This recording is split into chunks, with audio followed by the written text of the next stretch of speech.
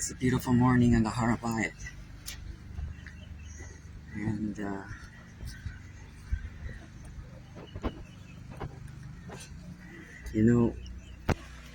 Rob Richter in Elon Moreh, the Yeshiva in Elon Moreh, the Yeshuv in the Shamron, very holy place, he gave a davar, and he noted about the fast of Esther. The fast actually didn't occur in Adar, it actually occurred in Nisan. And why would they have the fast then in Adar, and specifically as it is this year on the 13th of Adar? I mean, so he understood from the Chida, from books of the Chida, that the 13th of Adar is actually a commemoration, a remembrance of the Jews who were left behind in Egypt. The 80%, as we learned from our traditions and writings. And now, why would this be in Adar? Well, Haman himself understood certain Jewish things, and he understood that Moses passed away in Adar. But he also knew about the 80%. When he cast lots, it was when Adar came up, he realized, he actually thought this would be the sealing of the faith of the people of Israel, for he knew it was not a good month for them. And he knew the 13th of Adar was actually the time when the plague of darkness, the 13th and the 14th and the 15th of Adar occurred, when we're taught that the 80% were lost in Egypt, who did not come out.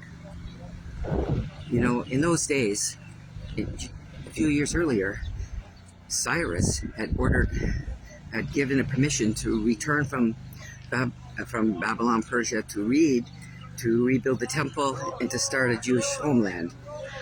But later he rescinded that in the temple, and he stopped the building of the temple. And if one were to think, why would Hashem allow that, is because in those days, very few Jews decided to return. There was apathy for their own land, and they decided not to return. And so the temple was stopped.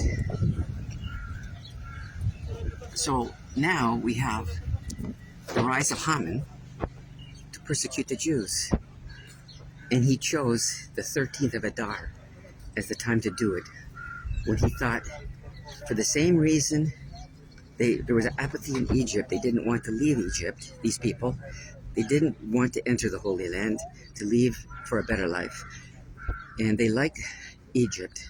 He understood that the same thing, in his eyes, was the reason why they didn't want to leave Babylon. However, the decree was rescinded by God when the people did Teshuvah. You know, the amazing thing is this, is that on the fast of Esther, what should we be doing Teshuvah for? Well, if someone was in Chutz La'aretz, you would say, glorifying the land of Israel, telling God how much you love the land, and telling God your desire that one day you will live in the land, and let him know that you're not apathetic, God forbid, that you do love the land, and you do hope to have a life in the land. And let him know and tell others on the fast of Esther about your intention, that you intend not to forge out a life outside the land, but inside the land. And of course, for all Jews, expressing love for the land is such a wonderful thing. For the land awaits. It even says, in your land shall be married. As the young man marries a maiden, so shall thy children settle in thee. Yes. And so, when we think about all these things, we just think about the beautiful gift God gave us of this land the great kindness He'd give to us, this holy land, and that we should exalt it and desire it with all our heart and with all our soul. And may one day we all come to live, all of us, the people of Israel, be united in the land to build that great nation that Hashem has for us. Here's the people prostrating themselves toward the holy place, as they did in ancient days, lying right on the ground, face down. And now they're doing it again. Another miracle of God. People loving the place. And may the temple be built, because when Hashem sees that His people love His land, the temple, surely the command will go forth to build it, and it will never be rescinded. Because this is not like this last gathering is forever. May Hashem bless you with a beautiful Purim and show His loving kindness on you and all of your families.